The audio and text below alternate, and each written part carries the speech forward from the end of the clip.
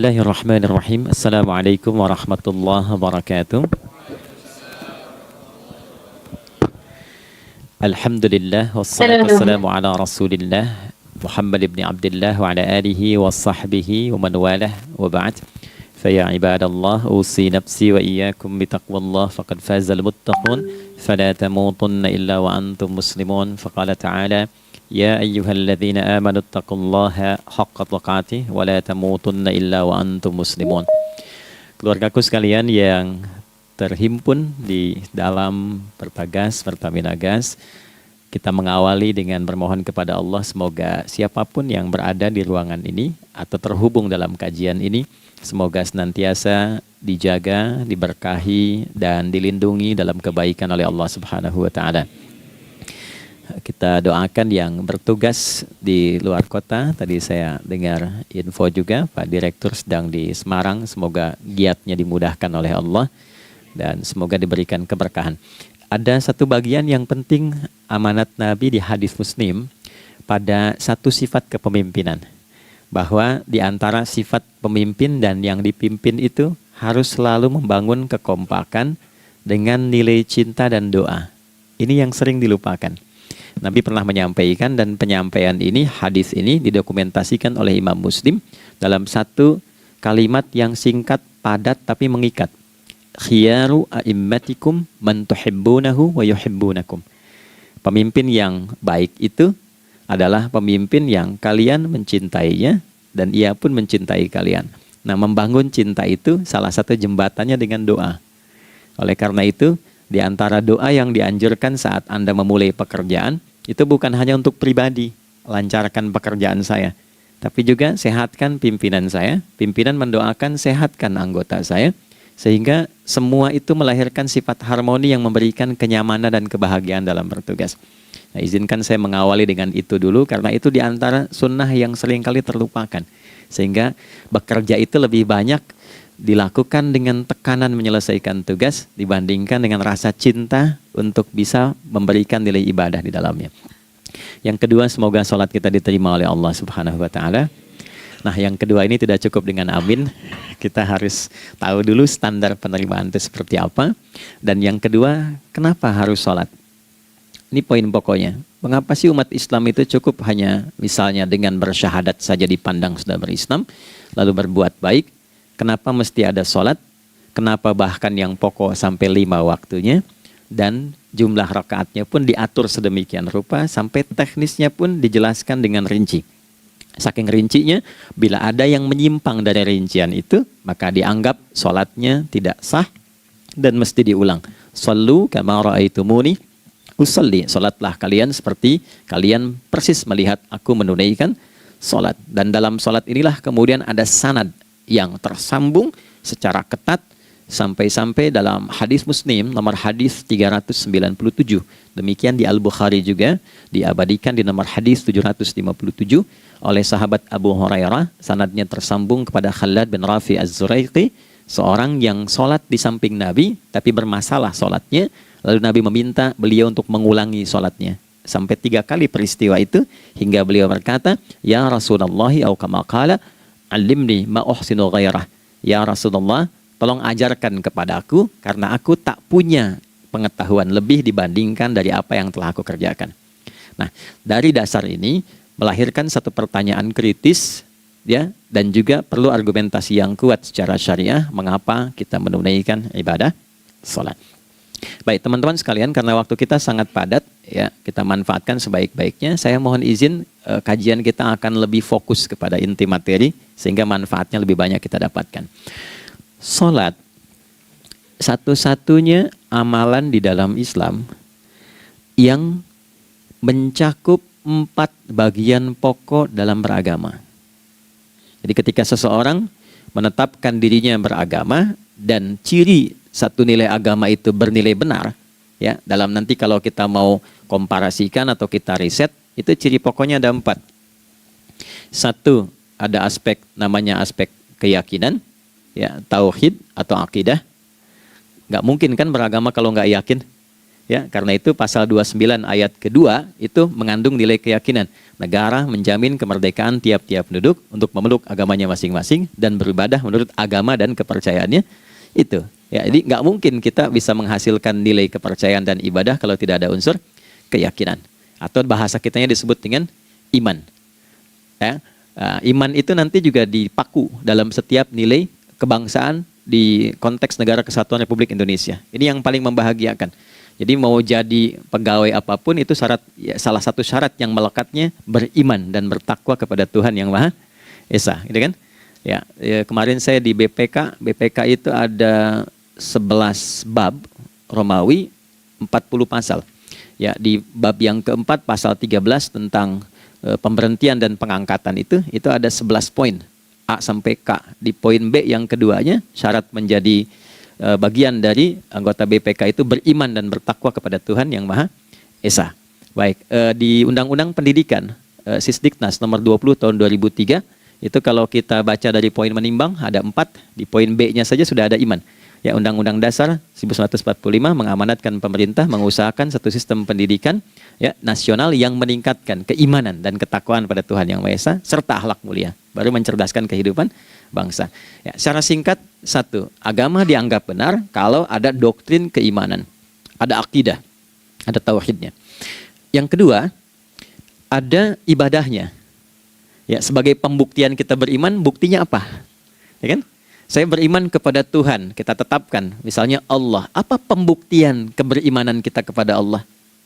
Ya, kan pembuktiannya itu mesti diwujudkan dalam bentuk sikap. Sikap itulah yang disebut dengan ibadah. Nah, konsepsi ini ada di Quran surah ke-20 Thaha di ayat ke-14. Innani anallahu la ilaha illa ana fa'budini. Ya, sungguh aku tegaskan bahwa akulah Allah, satu-satunya Tuhan yang layak dipertuhankan dan disembah.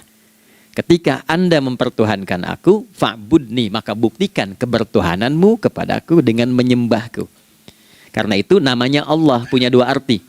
Satu yang dipertuhankan, kan? Ilahun wahid. Yang kedua yang disembah. Ya, jadi yang dipertuhankan dan disembah. Oke. 3. Yang ketiga harus punya unsur praktikal atau implementatif dalam interaksi kehidupan. Ya, jadi bukan cuma nyembah Tuhan, bimbingan kehidupannya apa? Implementasi dari ibadah itu. Ya, ciri umat beragama itu kan bukan hanya sekedar saya yakin, beriman, saya ibadah. Terus bukti ibadah itu dibawa dalam berinteraksi hariannya seperti apa wujudnya. Ya, makanya ketika dulu orang itu jujur, orang itu bangga dengan kejujurannya bukan sebagai orang jujur, tapi sebagai muslim. Jadi ketika ditanya, kenapa Anda jujur? Karena saya muslim. Ketika ada seorang penggembala di Sahara yang sangat gersang, diuji oleh Umar bin Khattab, ingin diambil kambingnya, kan kisahnya viral kan? Baik ya? Oh, tapi ini bukan punya saya. Bilang aja pada tuan Anda, kalau kambingnya hilang satu dimakan serigala. Lantas di mana Allah? Jawaban itu yang menggetarkan kepada jiwa. Jadi kebenaran yang diungkap dengan sikap kejujuran itu implementasi nilai beragama. Nah, jadi praktek ibadah ada di muamalah. Oke, satu akidah. Akidah dibuktikan lewat ibadah, ibadah diimplementasikan dalam muamalah. Itulah sebabnya nanti seluruh bagian tubuh kita ketika digunakan untuk bersifat dan bersikap, itu ada tuntunan iman di dalamnya. Oke? Misal, saya tanya begini ya, ini mukaddimah ya, kita belum mulai nih. Saya tanya gini, apa fungsi mata? Tuh kan, sudah keliru kan? Nah, kalau hanya melihat, hewan juga melihat. Ya, coba kambing melihat, kan? Elang melihat. Lalu apa bedanya fungsi mata kita dengan mata hewan? Ternyata ketika kita meriset ayat-ayat Al-Quran terkait dengan fungsi tubuh kita, itu rata-rata dibuka dengan iman dulu. Quran surah 24, surah Cahaya, ayat 30 untuk laki-laki, 31 untuk perempuan. Qul lil mu'minin. Ya Muhammad katakan, viralkan pada pria-pria yang menyatakan dirinya telah beriman. Yaghuddu min absarihim, gunakan pandangannya itu yang dibimbing oleh imannya untuk melihat yang baik saja menurut standar imannya. Jadi kalau menurut imannya tak baik, gak boleh dilihat. Karena itu ketika Anda sudah mengatakan asyhadu an la ilaha illallah, asyhadu anna Muhammadar Rasulullah, kalimat itu dari lisan turun ke hati, itu jadi cahaya ke bagian tubuh kita. Makanya ketika Anda melihat, itu ada cara pandang tertentu yang dibimbing iman, standarnya beda dengan tanpa iman. Kalau nggak ada iman, semua mungkin terlihat. Tapi ketika ada iman, hati kecil Anda akan bicara, ini nggak baik. Palingkan. Nah, memalingkan dari yang tak baik menurut iman, itu namanya ghaddul basar. Oke, perempuan juga begitu, setara. Wa kullil mu'minati yaghdudna min absarihinna. Dan katakan pada setiap perempuan yang menyatakan dia beriman, maka gunakan pandangan itu dengan bimbingan imannya. Ketika tak baik menurut imannya, palingkan. Ya, Anda lihat kajian di YouTube, terus ada iklan kan? Nah, terus menurut standar iman nggak bagus, itu otomatis akan nggak suka itu. Ya, pasti dipalingkan. Ya. Anda kalau naik pesawat tuh ya, tugas keluar tuh, pertagas tugas keluar. Kalau pramugari lagi demo tuh yang dilihat pramugarinya apa demonya tuh. Nah, iman itu akan bekerja di situ tuh. Ya, palingkan tuh. Nah, sama dari mata turun ke, jangan langsung ke hati aja, ke lisan dulu kan. Ya, ke mulut kan. Itu mulut tuh ketika digunakan fungsinya, imannya disebut dulu. Ya, Quran surah 49 ayat 11 misalnya, ya. Ya ayyuhalladzina amanu, imannya dulu. La yaskhar qaumin qaum. Ayat 12-nya la yaghtab ba'dukum ba'dha. Hai orang-orang yang telah menyatakan beriman. Kalau pakai alladzina disebutkan 1080 kali dalam Al-Qur'an, itu kalimatnya diksinya singkat, padat, mencakup semua tanpa sekat. Oke, jadi kalau laki-laki, perempuan, tua, muda, besar, kecil, beda strata, duniawi, itu semua tercakup di dalamnya. Hei semua yang telah menyatakan beriman, gunakan imanmu untuk membimbing lisanmu bertutur. Kalau masih merasa punya iman, jangan gunakan lisan untuk mencela, merendahkan orang. Untuk bergibah, membuat hoax. Didetilkan oleh Nabi, kalimatnya jelas. Man kana yu'minu billahi wal yaumil akhir, falyakul khaira aw liyasmut. Siapapun. Nah, dari alladzina ketika dirinci pakai man. Ya, man itu bentuk tunggal, ya, personal, tapi maknanya general. Jadi kalau Anda, saya, kita baca ayat atau hadis ada man, posisikan Nabi sedang bicara ke kita. Ya, hei Adi Hidayat, posisikan Nabi bilang gitu tuh. Kalau engkau merasa beriman sama Allah dan yakin dihisab di hari kiamat, jaga lisanmu. Katakan yang baik dengan bimbingan imanmu, tak mampu engkau diam. Jadi cukuplah suami istri itu menggunakan satu hadis ini, pasti sakinah itu muncul dalam kehidupan rumah tangganya. Ya, itulah sebabnya kenapa sakinah didahulukan dibanding mawaddah. Hati-hati ya, Mbak, walaupun namanya sakinah nggak ada ini nggak akan datang tuh ketenangan tuh. Ya, ada yang tahu nggak rahasianya? Kenapa sakinah duluan dibanding mawaddah? Ya, 5 juta. Ya, waktu habis karena padat sekali. Maddah jamaknya mawaddah, rasa kasih yang tumbuh dari pemberian materi. Jadi kalau rumah tangga itu ingin cenderung pada kebahagiaan, boleh berbagi dengan materi. Ya, istri cemberut, ya Anda datang dengan senyuman, sayang, kenapa? Ya, ini emas 2 kilo, ya. Nah itu pasti sehat lagi tuh. Ya, itu mawaddah. Tapi maaf, walaupun Anda mapan bekerja, harta cukup melimpah, ruah, tapi tidak ada ketenangan di rumah tangga, tidak ada sakinah, maka hampa kehidupan rumah tangga itu. Itulah sebabnya kenapa di Quran sakinah lebih dulu dibandingkan dengan mawaddah. Saya tanya ibu deh, ibu pilih mana? Kaya tapi gelisah atau miskin tapi tenang? Oke. Saya paham itu. Saya paham. Suami juga sepakat semuanya. Ya, artinya apa? Kita nggak bisa menghilangkan unsur ketenangan. Oke, itu hanya pembuktian argumentatif ya, supaya kajiannya lebih kepada argumen. Jadi ada akidah terkorelasi dengan ibadah, implementasinya di aspek muamalah. Nah, nanti cara bermuamalahnya diatur lewat akhlak namanya. Bagaimana bermuamalah yang baik? Kan Anda, maaf ya, berekspresi kepada pimpinan dengan kawan kan berbeda. Oke, kepada orang tua dengan anak kan lain. Nah, yang mengatur interaksi kita sehingga terjalin harmoni yang baik, itulah yang disebut dengan akhlak. Nah, 4 poin inilah yang menjadi inti dakwah Nabi SAW ketika diutus oleh Allah Subhanahu wa Ta'ala. Memastikan 4 ini bisa optimal kita lakukan dalam kehidupan. Bonusnya yang kelima, selalu meningkatkan inovasi sehingga selalu mendapatkan hal baru dalam kehidupan. 5 ini digabungkan di Quran surah kedua Al-Baqarah di ayat 151. Kama arsalna fikum rasulam minkum yatslu alaikum ayatina. Satu. Oke, wa yuzakkikum. Dua, akhlak. Wa yu'allimukumul kitaba. Tiga, wal hikmah. Empat, lima, wa yu'allimukum ma lam takunu ta'lamun. Kelima-limanya ini digambarkanlah dalam bentuk ibadah yang melatih kita sebagai pondasi awal menuju dan memantapkan 5 hal ini, yaitu sholat. Itulah sebabnya kenapa sholat yang pokok dilakukan 5 waktu dalam sehari untuk mewujudkan 5 hal ini dalam kehidupan, dan satu-satunya ibadah yang mengumpulkan 5 aspek ini dalam prakteknya hanya sholat. Hanya sholat. Oke, mari kita detilkan, kita rinci, dan di sini kita akan mulai kajian kita. Yang tadi mukaddimah ya. Baik, kita punya 30 menit. Wah, padat sekali. Bismillahirrahmanirrahim. 1. Sholat adalah perwujudan iman seorang hamba. Karena itulah kalimat sholat pertama kali disebutkan dalam Al-Quran, itu letaknya setelah kalimat iman. Al-Baqarah ayat 3. Alladzina yu'minuna bil ghaibi wa yuqimunas sholat. Orang-orang yang telah menyatakan beriman dan konsisten menjaga imannya. Beda alladzina amanu dengan yu'minun. Amanu telah beriman. Tapi kalau dia komitmen dan konsisten terus menjaga imannya sampai saat dia berpulang pada Tuhannya, maka berubah nanti bentuknya kalau di bahasa Arab jadi mudhari'. Kalau di bahasa Inggris kan tuh punya 3 arti. Present, continuous, and future. Jadi kalaupun sekarang terus berlangsung sampai masa depan pun saya tetap akan beriman. Nah, pembuktian untuk menjaga iman itu pembuktian utamanya pada sholat. Itulah sebabnya satu-satunya amal ibadah dari rukun Islam yang 5 itu, ya, satu-satunya amal ibadah yang disebut iman dalam Al-Quran hanya sholat. Teman-teman boleh buka Quran surah kedua Al-Baqarah di ayat 143. Ya, di pertengahan ke ujung ayatnya. Saya percepat. Wa ma kana Allahu liyudhi'a imanakum. Dan Allah nggak akan pernah menyia-nyiakan sholat seseorang yang dikerjakan karena imannya.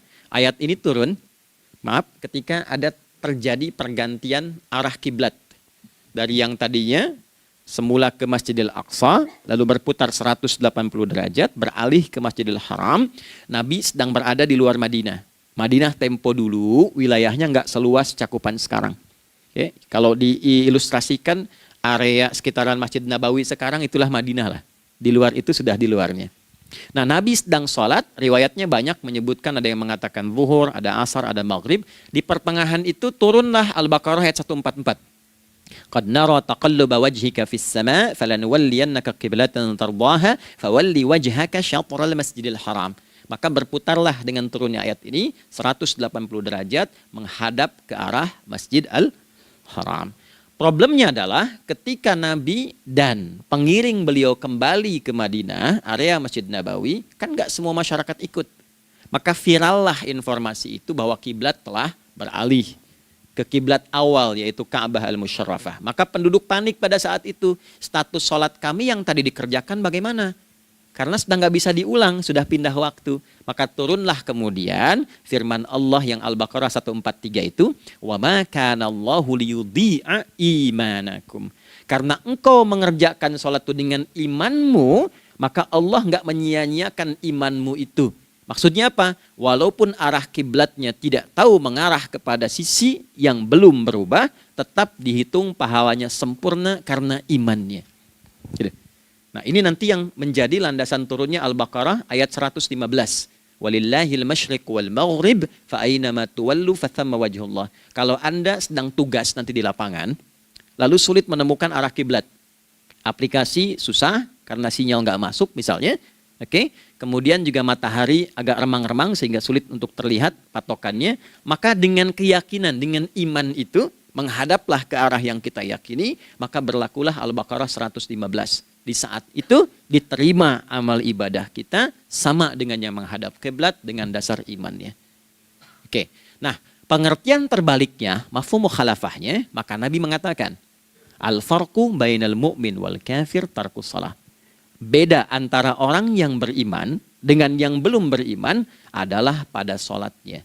Jadi kalau ada orang mengatakan sudah beriman dan tidak menunaikan sholat, ini artinya keimanannya belum diakui sepenuhnya oleh Allah Subhanahu wa taala. Jelas ya? Halo, kenapa sedih begini? Maaf, saya terlalu cepat nggak? Enggak ya? Baik.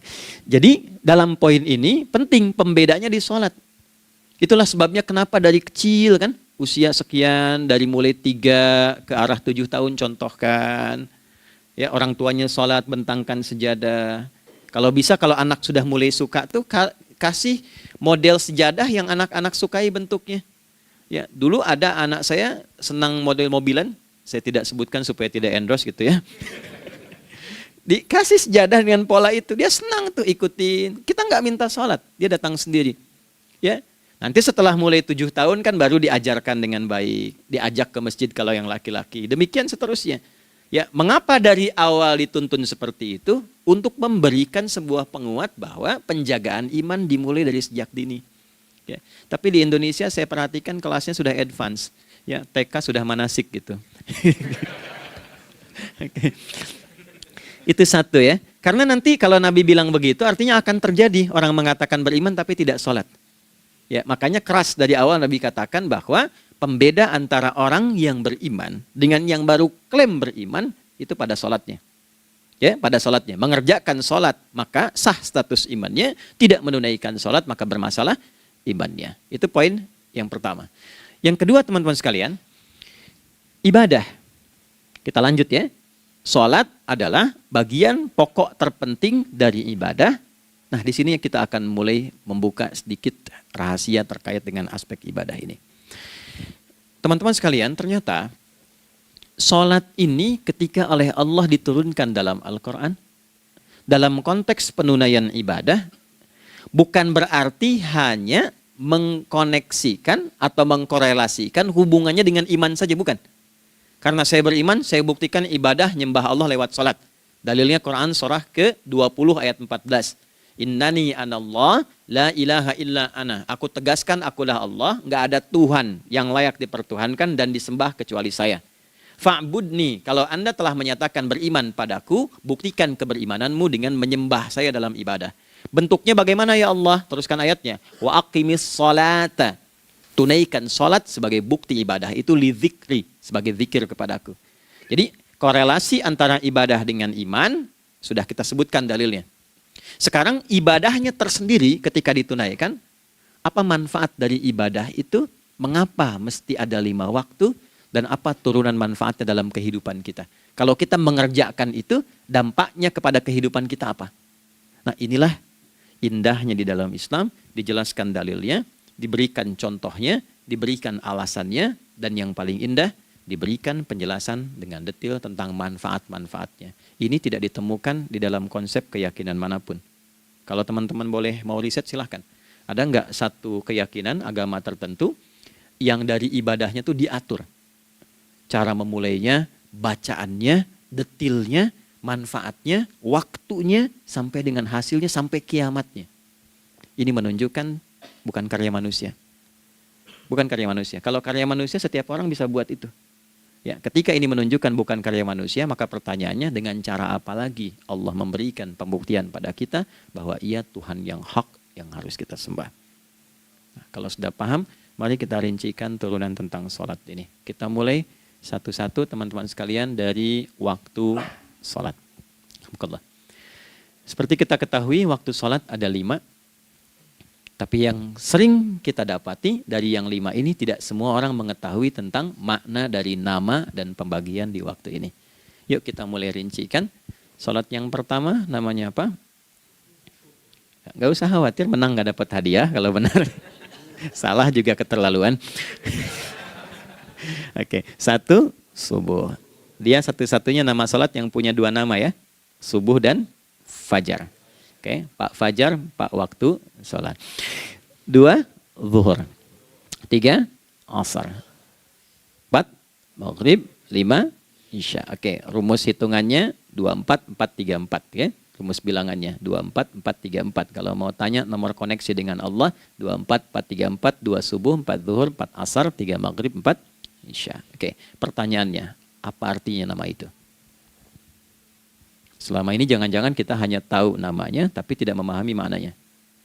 Itu poinnya. Oke, sekarang mari kita mulai. Izin saya tidak punya kemampuan untuk menuliskan, ya, karena memang saat ini terbatas. Tapi kalau diperkenankan bisa kita coba uraikan sedikit. Baik. Ya, bismillah. Jazakallah khair. Mohon fokus baik-baik karena waktunya tinggal 21 menit lagi. Izin saya pastikan dulu ya supaya terlihat dengan baik. Ibu kelihatan di sana? Bagus. Saya kira tuh hanya di Sumbawa Barat. Ternyata di Pertagas pun perempuan-perempuannya imannya luar biasa. Maksudnya belum saya tulis sudah kelihatan. Imannya luar biasa. Oke, kita mulai dari yang pertama ya. 5 waktu sholat. Kita mulai dari 1 dulu. Subuh, teman-teman saya turunkan dulu ya. Izinkan saya tulis pakai bahasa Arab dulu supaya gampang. 1, dia punya 2 nama. Di angka Arab ya. Kalau yang gini angka Hindi. Anda yang di admin di komputer pasti tahu. Ada Fajr. Kata subuh ditemukan di Al-Quran surah ke-81 At-Takwir ayat 18. Kalau keliru tolong diingatkan. Was-subhi idza tanaffas. Quran surah 81 ayat 18. Ya. Enggak usah di ilmu utak-atik ya. Oh ini kenapa 81 kalau dibalik 18? Itu cocok logi. Ya, abaikan aja itu. Ya. Fajar agak banyak di Quran terkait dengan nama salatnya ada di Quran surah ke-17 di ayat 78. Aqimis salata liduluki syamsi ila ghasaqil laili wa qur'anal fajr. Inna qur'anal fajri kana masyhuda. Yuk kita mulai ke maknanya dulu. Ingat rumusnya ya. Rumusnya ini selalu begini rumusnya. Aqidah selalu punya korelasi dengan ibadah. Ibadah selalu punya korelasi dengan muamalah, interaksi harian kita. Muamalah hiasannya adalah akhlak. Barulah kemudian di sini muncul inovasi dalam kehidupan, hal yang baru. Hidup ya, yang mengacu pada 2 kebahagiaan yaitu dunia dan akhirat. Ya, konsepsi ini nanti ditemukan di Quran surah ke-2 Al-Baqarah ayat 201 dan menjadi doa paling favorit umat Islam Indonesia saat ini. Rabbana atina fid dunya fil akhirati. Oke, ya cukup. Subuh. Ini rumus dasarnya. Dari akidah, kita beriman, pembuktian imannya lewat ibadah sholat. Apa hubungan sholat dengan aktivitas harian kita? Subuh asalnya terkorelasi dengan kata asbah. Oke? Asbah itu asalnya sesuatu yang sudah siap dengan rencana yang matang. Baik, orang Arab tuh kalau bertanya begini, kaifa asbahta ya akhi? Kaifa asbahti ya ukhti? Bagaimana kabarmu di pagi ini? Itu bukan hanya nanya kabar kesehatan. Beda dengan kaifa haluk, beda. Ya, itu bertanya bagaimana kabarmu hari ini, aktivitasmu bagaimana? Lancar, sudah siap, planning bagus dan sebagainya. Ya, itulah sebabnya ketika Allah bersumpah dengan awal waktu, penandanya adalah planning kegiatan. Ya, was-subhi dan aku bersumpah demi waktu subuh, awal mula untuk berkegiatan, idza tanafas, apabila sudah mulai bergerak. Bersamaan dengan nafas yang keluar itu, maka sudah jelas rencana yang dibuat. Ya, jangankan kita, semua alam itu, semesta itu seluruhnya bukan hanya bertasbih, tapi beraktivitas dalam tasbihnya. Di waktu subuh, matahari sudah mulai bersinar kan? Ya, dan sinarnya mengambil manfaat loh, mengandung nilai manfaat, memecah keheningan malam dan menghilangkan kegelapannya. Gelap mulai hilang, datang kemudian sinar yang memberikan kita bimbingan untuk beraktivitas. Tumbuhan dimulai waktu itu sudah mengeluarkan oksigen, menyerap karbon dioksida. Saya waktu di Utrecht, di Delft di Belanda, ya, saya coba ingin membuktikan. Kan adzan nggak terdengar keluar ya. Jadi sebelum waktu subuh itu saya keluar, kebetulan flatnya waktu itu dekat area hutan yang agak rimbun, enak gitu, udaranya bagus. Itu sebelum subuh terasa karbon dioksida. Walaupun cuma beda hampir 1 menit. Tapi begitu masuk waktu subuh, keluar kesegaran yang luar biasa. Oksigen yang keluar. Ya, Ini kan nggak mungkin kalau kuasa Allah tuh nggak mungkin terjadi seperti ini kalau bukan kuasa Allah Subhanahu wa taala. Tapi poinnya adalah yang bicara begini Quran. Nah, sekarang yang ingin saya katakan adalah alam semesta dalam konteks seperti matahari, kemudian tumbuhan, binatang, ayam bahkan mulai berkokok, punya planning yang teratur. Masa kita makhluk yang dihisab tuh nggak teratur? Nggak punya perencanaan? Maka subuh itu mengajarkan kepada kita, jangan sampai ada orang Islam yang punya keimanan, lalu menunaikan sholat, diajarkanlah oleh Allah, setiap masuk subuh itu harus punya agenda yang jelas. Planning yang terukur. Jangan terjadi mengaku muslim, beriman, tapi nggak jelas perencanaan hidupnya. Jam 7 mau di mana? Jam 8 kerjakan apa? Anda dari sini ketemu 7 ke 4, atau setengah 8 ke setengah 5, 8 jam kerja. Oke? Berangkat jam berapa? Petakan di jalan macetnya di sebelah mana? Ukur sampai kantor tiba jam berapa? Apa yang mau dikerjakan di kantor? Itulah Islam, itulah subuh. Sehingga tidak ada satupun orang Islam di era Nabi mengajarkan beraktivitas kecuali terukur dan teratur. Bahkan Nabi memulai itu evaluasinya di malam hari. Sehingga turun di antara surah Al-Insyirah itu ada ayat yang tegas mengatakan di ujungnya, فَإِذَا فَرَغْتَ فَانْصَبْ. Evaluasi yang telah berlalu di malam hari, evaluasinya menyeluruh sampai ke zikirnya. Dicatat nih. Ya, aku hari ini secara spiritual itu, mohon maaf, sholat jamaahnya berapa waktu tuh? Dari 5. Oke? Misalnya dari 5 itu cuma 4, berarti koreksi ada yang kurang. 1, ya. Yang kedua, secara intelektual sudah berapa bacaan yang dibaca saat ini, ilmu yang ditingkatkan, mensyukuri anugerah akal dan sebagainya. Bekerja sempurna enggak? Turunkan ibadahnya bagaimana? Ketika ada yang kurang, istighfari. Ya, sebagai seorang ayah, ada enggak sesuatu yang salah yang dilakukan belum sempurna? Sebagai seorang ibu, anak dan sebagainya. Istighfar, itulah sebabnya sebelum tidur Nabi ajarkan istighfar. Yang kita tahu 70 kali kan, 100 kali. Yang saya tanya, 1 ke 70 itu istighfar apa saja? Apakah hanya bilangan di lisan? Atau dari lisan diingatkan oleh pikiran, ditembuskan ke hati? Istighfar sebagai seorang ayah yang kurang maksimal melihat anak dengan baik. Anda boleh punya jabatan di kantor, boleh direktur, boleh manajer, boleh macam-macam. Tapi ketika Anda pulang, Anda seorang ayah. Saya di Timur Tengah disebut syekh, di sini dipanggil kiai, dipanggil ustadz. Pulang ke rumah anak saya nggak kenal itu semua. Anak saya nggak peduli itu semua. Belum pernah seumur-umur saya mengajar, lalu saya pulang, anak saya menunggu depan pintu dan memanggil, kiai. Tidak ada. Dia ingin ayahnya. Ingin ayahnya. Oke. Kenapa nggak kita hadirkan istighfar pertama kita itu karena kita kurang perhatian. Kurang perhatian kepada anak misalnya. Saya kalau pulang tengah malam dan semua tertidur, saya lihat satu-satu. Perbaiki cara tidurnya, doa, lihat satu-satu, minta ampun sama Allah. Dan ya kadang sebelum mengalirkan air mata kita nggak bisa tidur karena nggak tahu nanti ketemu lagi nggak di akhirat. Ya, itu poin yang paling penting. Nah, jadi istighfar pertama itu untuk diri kita ketaatan pada Allah, untuk diri kita sebagai anak pada orang tua, sebagai suami punya tanggung jawab istri atau sebaliknya, demikian seterusnya. Nah itu kalau sudah kita bisa lakukan, dievaluasi, direncanakan besoknya. Fa'idha faraghta fansab, direncanakan lagi yang berikutnya, besok mau ngapain, tulis malam. Kalau kita biasakan begitu tidurnya enak. Karena nggak ada beban, damai hidupnya. Dengan teman damai kalau ada perselisihan sebelum tidur. Ya, jadi nggak ada orang mengigau itu masalah-masalah kehidupan dunia yang belum tuntas. Ini dunia saat terjaga bermasalah, saat tidur pun masih bermasalah. Gara-gara kamu nih, kapan istirahatnya? Ya. Nah, ketika kita bangun dari subuh itu, maka rencana yang sudah kita siapkan itu teman-teman sekalian, dibawa menghadap Allah supaya minta kemudahan, minta kelancaran, minta pendampingan, minta bimbingan. Itulah sebabnya kita dipanggil sholat di awal waktu. Supaya rencana yang sudah kita siapkan itu minta taufiknya, persetujuan dan perlindungan dari Allah. Inilah yang menjadikan rahasia umumnya para sahabat memulai berkegiatan sejak dari masjid. Teman-teman boleh riset deh hadis-hadis tentang sholatnya sahabat dan kaitannya dengan syuruk dan pekerjaan. Rata-rata memulai dari masjid. Mereka tungguin, evaluasi, begitu siap, syuruk, minta sama Allah, berangkat. Saya mau kasih satu rahasia ya. Boleh jadi ijazah tapi ini diantara kita aja ya. Anda boleh lakukan, berangkat ke masjid itu dengan baik.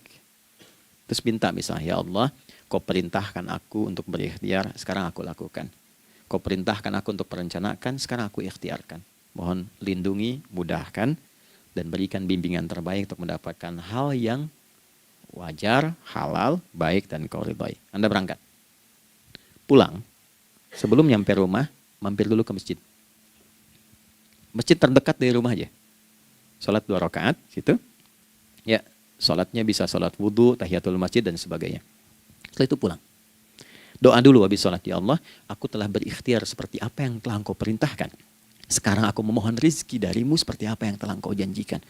Kalau dengan semua ikhtiar ini belum cukup menurunkan rizki darimu, maka mohon tunjukkan padaku saat ini dengan cara apa lagi aku mesti berikhtiar. Oke? Silahkan Anda pulang dengan suasana itu ke rumah. Dan lihat apa yang terjadi. Rasakan bedanya, bedakan rasanya, dan pasti terasa bedanya. Gak ada kesan yang lain pada jiwa. Jadi yang dibawa ke rumah itu bukan aura kantor. Bukan aura jalan yang macet. Tapi ada ketenangan, kenyamanan, dan kenikmatan. Kalau teman-teman mau pakai sunnah sahabat ini dalam dunia pekerjaan, dan Anda lakukan coba sehari ini saja, rasanya pasti beda. Ya, ini bagian pertama. Nah, ketika kita ingin datang menghadap Allah, dan mulai membawa rencana kita, kan perlu isyaratnya kan, kapan dimulai? Gak bisa tiba-tiba saya bangun jam 3 langsung sholat subuh, kan tidak begitu. Ya kan? Mesti ada satu sinyal dulu, yang dari sinyal itu ada feedback pada diri kita untuk merespon, gitu kan? Nah, pancaran respon atas sesuatu yang memancar akibat satu hal yang terjadi, kalau di gaya itu kan kalau ada gaya gerak, gaya dorong kan? Ya, kalau nggak salah F1 sama dengan F2 kan? Nah, gaya gerak sama dengan gaya dorong. Geraknya dikit, bunyinya kecil kan? Kencang bunyinya. Kencang. Terus ada F berbanding lurus dengan P, hukum Pascalnya. Gaya berbanding lurus dengan tekanan, kan? Semakin banyak gaya semakin tertekan. Nah, respon yang muncul ketika ada satu misalnya gaya, tapi responnya sifatnya materi sifatnya. Ya, misal kalau Anda mau mengebor air, kan? Kemudian keluar terpancar tuh dari bawah itu keluar misalnya air. Nah, itu namanya infajar.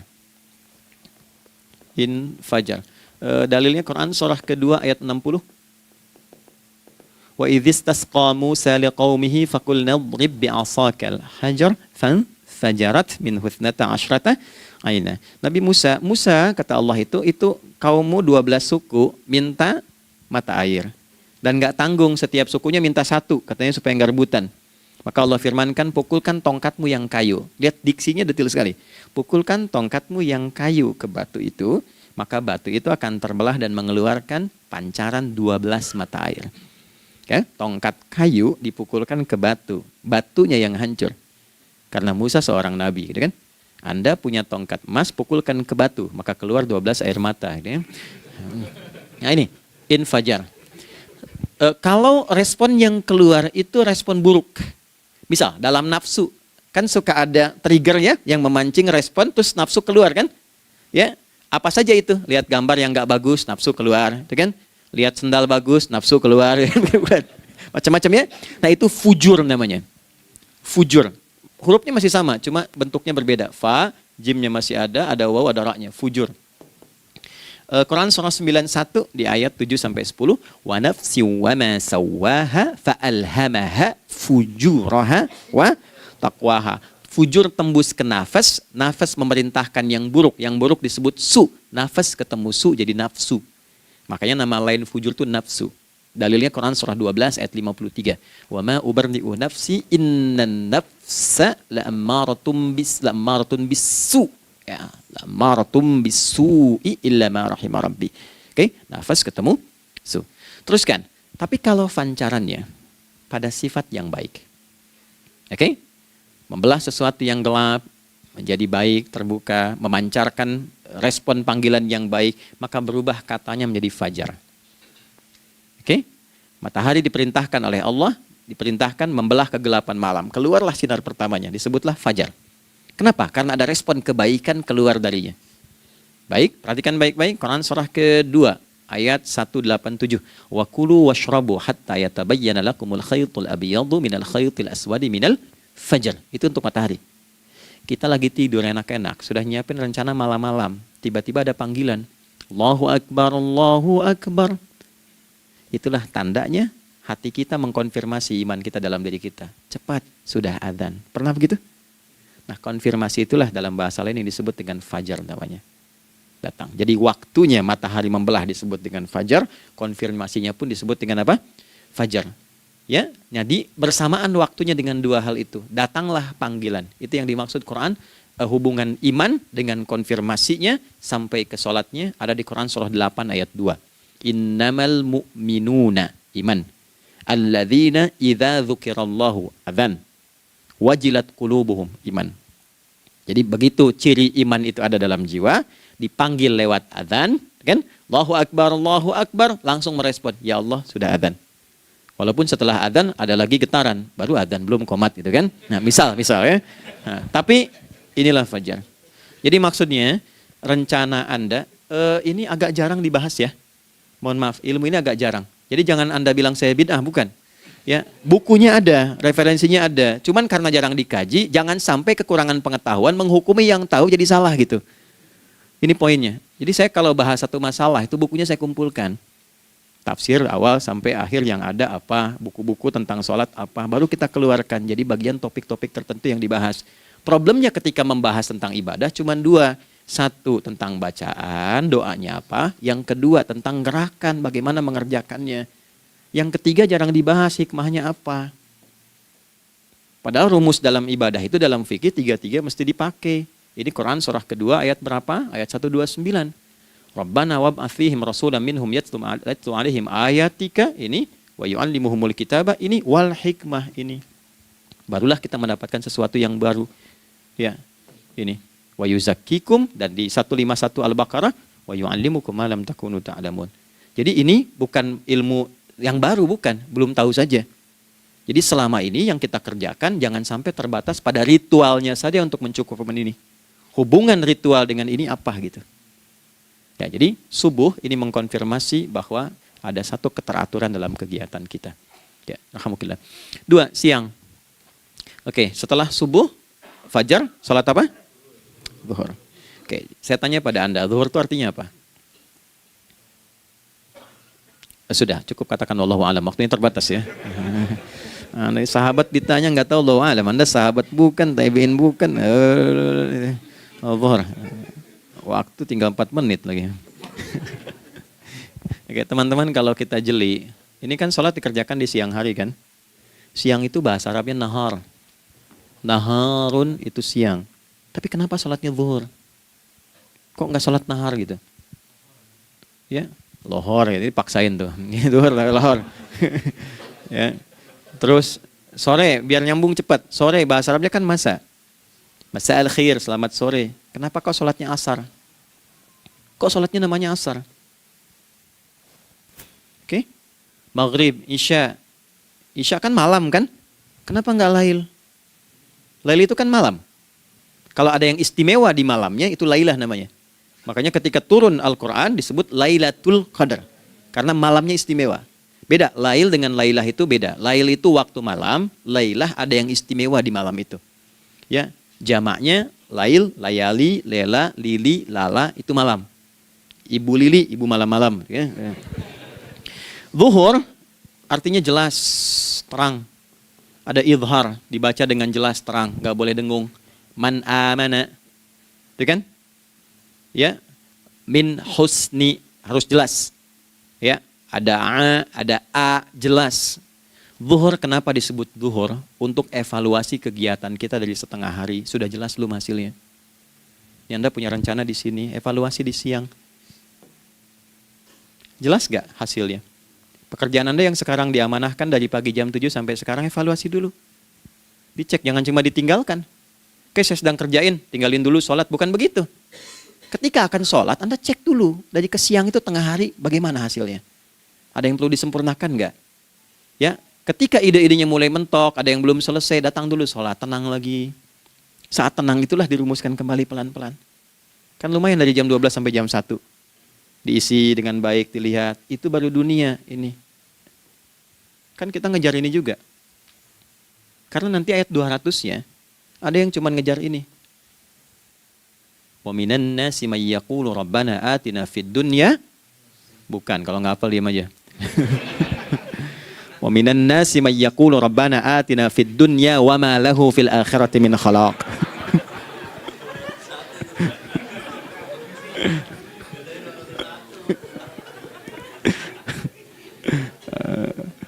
Paham kan? Dan di antara manusia ada yang fokusnya hanya dunia yang dikejar, sehingga nggak kebagian akhiratnya. Padahal dia tahu dia mau pulang. Yang lebih aneh lagi, pengen pulang surganya Firdaus dekat dengan Nabi. Tapi tiap hari yang dikerjakan dunia, dunia lagi, berangkat gelap, pulang gelap, terus meninggal gelap juga. Ini kan repot. Nah, maka mesti investasi kan. Anda kalau tugas keluar kan, apalagi keluar negeri kan hukumnya beda. Bekalnya pun tidak sama. Anda tugas ke Amerika, mata uangnya sudah beda, hukumnya sudah beda. Terus pengen pindah ke alam barzah, pengen hukumnya sama dengan dunia, mustahil. Ya, makanya dimensinya beda, keadaannya tidak sama. Baju yang dipakai kan beda. Barang-barangnya nggak sama. Makanya disebut telah meninggal dunia, meninggalkan semua yang melekat pada dunia. Pindah ke alam lain, persiapan menuju titik akhir yang tidak ada ujungnya lagi. Nggak ada pembuka lagi. Jadi sudah ujung begini, nggak ada ruang lagi yang lain. Itu akhirat namanya.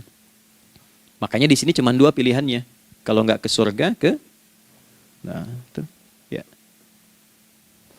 Apa investasi yang ada di sini? Maka siang itu dicek dulu. Pekerjaan jadi ibadah nggak? Tadi niatin ibadah nggak waktu berangkat dari rumah?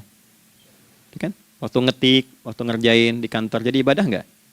Kalau ibadah, Anda nggak mungkin berbuat kriminal. Anda nggak mungkin berbuat maksiat. Nggak mungkin nipu, nggak mungkin nyogok.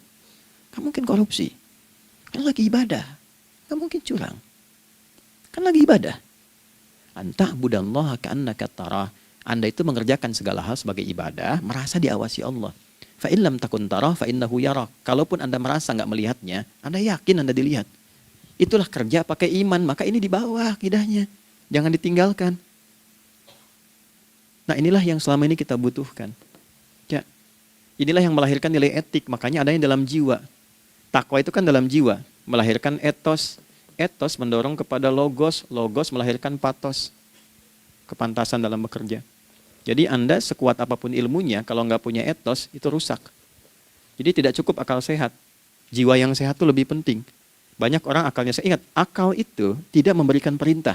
Dia hanya merumuskan satu instruksi dalam jiwa supaya mudah dilakukan dan dieksekusi oleh fisik. Jadi akal yang sehat itu seberapa pandai ilmunya, seberapa cepat mengeksekusi perbuatan. Tapi kalau yang dieksekusi itu dari perintah nafsunya, masalah. Habis saja waktunya tuh. Ya. Ini gimana ini? Tolong jawab loh. Nah, teman-teman, karena sudah habis waktu jam 1, kita baru zuhur ini. Nah, yang paling menarik itu gini, yang paling menarik kalau ada orang belum sadar sampai zuhur tentang akibat kehidupan ini, maka muncullah asar. Apa asar itu? Kenapa mesti disebut dengan asar? Dan apa manfaat istimewanya asar kepada jiwa kita? Itu di kesempatan lain kita akan bahas. Teman-teman, waktunya sudah habis. Ya, saya menghargai Anda, kan tidak boleh juga saya ngajarkan tapi mengambil yang sesuatu yang tidak tepat ya. Kita buktikan keimanan kita dengan mengerjakan amanah pekerjaan di tempat ini dengan baik, waktu digunakan dengan baik. Kita saling mendoakan supaya semua kita dijaga oleh Allah Subhanahu wa taala. Maafkan saya, lain kesempatan kita berjumpa kembali untuk melanjutkan apa yang telah kita bahas hari ini. Mari kita berdoa, semoga doa kita diterima oleh Allah Subhanahu wa taala. Allahumma taqabbal minna innaka antas sami'ul alim wa tub 'alaina innaka antat tawwabur rahim. Nahmaduka kama 'allamtana an nahmadak wa nashkuruka syukran kama 'allamtana an nashkurak. Antal muqaddim wa antal muakhir biyadikal khair innaka 'ala kulli syai'in qadir. Ya Allah, kami memuji-Mu seperti Engkau mengajarkan kami untuk memuji dan bersyukur atas segala nikmat-Mu seperti Engkau bimbing kami untuk mensyukuri segala nikmat-Mu. Allahumma salli wa sallim wa barik ala habibikal karim rasulikal mustafa al-amin sayyidina Muhammadin wa ala alihi wa sahbihi ajma'in. Ya Allah, anugerahkan kami kemampuan untuk terus bersalawat pada Rasulullah, sehingga dengan itu kami mendapatkan kemampuan yang baik untuk meneladani kemuliaan beliau dalam beraktivitas kehidupan.